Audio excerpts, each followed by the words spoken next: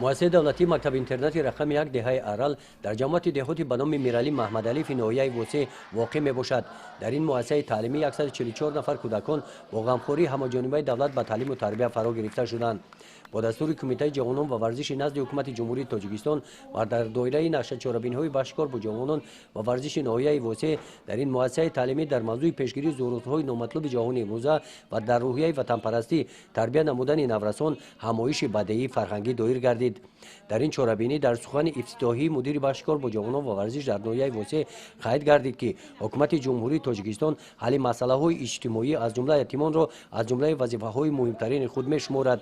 جواباً به غمخوری دولت و حکومت نورسان و جوانان را ضرور است که تمام سعی و تلاش خویش را به دانش‌اندوزی، انتخاب کسب هنرهای معاصر، آبادی و پیشرفت سرزمین اجدادی، حمایت وطن، رشد علم و تکنیک و بنیادکاری روانه سازند.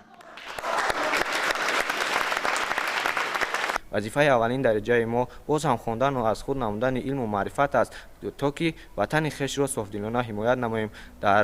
در آخر از سخن از زبان کل خوانندگان مکتب اینترنت رقم 1 گفتنی هم امام علی تو مرهم جانهایی در فکر سلامتی انسانهایی آن خیرساران که بر تو بد میخواهند اما تو به فکر نیکی آنهایی. همایش مذکور از قسمت‌های گوناگون و جالب عبارت بودند. در قسمت ویکتورین سوال جواب‌ها از صحیفه‌های تاریخ و اساسهای دولت و حقوق ادبیات و دیگر سوال‌هایی که از جانب اعضایان محفل پیروان پیشوای ملت نزد بخش کار با جوانان و ورزش داده شدند، خوانندگان جواب‌های درست و پوره گردانیدند.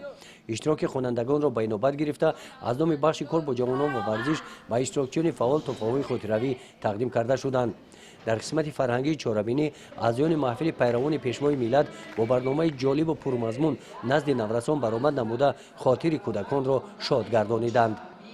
گزارش خواجه نظریف خدای نظر ظهوروف از ناحیه وسه برای برنامه اطلاعاتی نوید.